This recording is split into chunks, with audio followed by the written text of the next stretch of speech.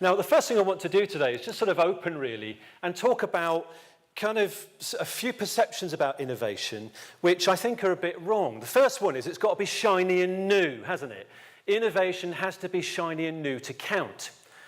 And the second thing is, of course, you can't have innovation unless it's got the word entrepreneur attached to it, because only entrepreneurs can do innovation, right? No, not really. I think innovation has a home anywhere, any place, any time. And the third thing is, innovation's got to be groovy, hasn't it?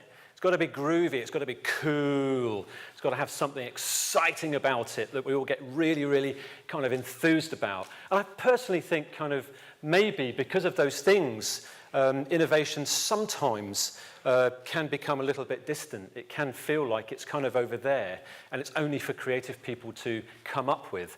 But then you get the other side of the house that then say, yeah, but when they're in the rooms, they never actually get anything implemented. So how do we get the middle ground between those two things? So a couple of thoughts.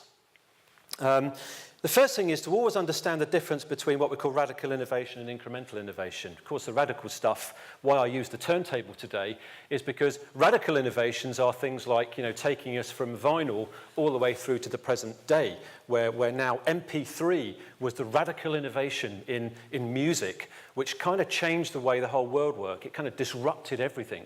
I used to buy my records in our price on a Saturday. So love looking through loads and loads of records, spending my money that I'd hard worked in Waitrose, stacking shelves.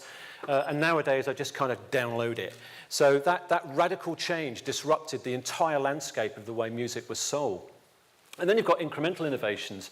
And incremental innovations are those small things. For example, the record to cassette, it's still kind of music, but it didn't really have a massive disruption. Cassettes were still sold in our price, so it's kind of music was still in the same place. So in my view at Brother, what we always try and do is we do a lot more focus on incremental innovation, more than actually radical innovation. The engineers in Japan do the radical innovation. Our job here, actually being in the business, is to make the small incremental innovations in our business which allow us to always have motion. We call it, a kinetic style of doing business.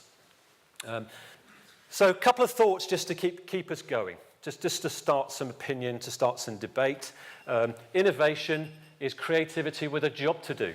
So it's there for a reason. It's not just about the ideas. The second thing would be, it's about invention plus exploitation. How we create value from all of these new ideas. Because that's the whole point of it, isn't it? No point sort of sitting in a room and talking about really cool stuff if no one actually does anything about it. The whole point of you being here today is to inspire you to be more innovative, more creative, to take that back to your businesses and actually stick a bit of rubber on the road. So my captain of industry at the moment is I'm here to try and point you to how to get more rubber on the road when it comes to innovation and creativity.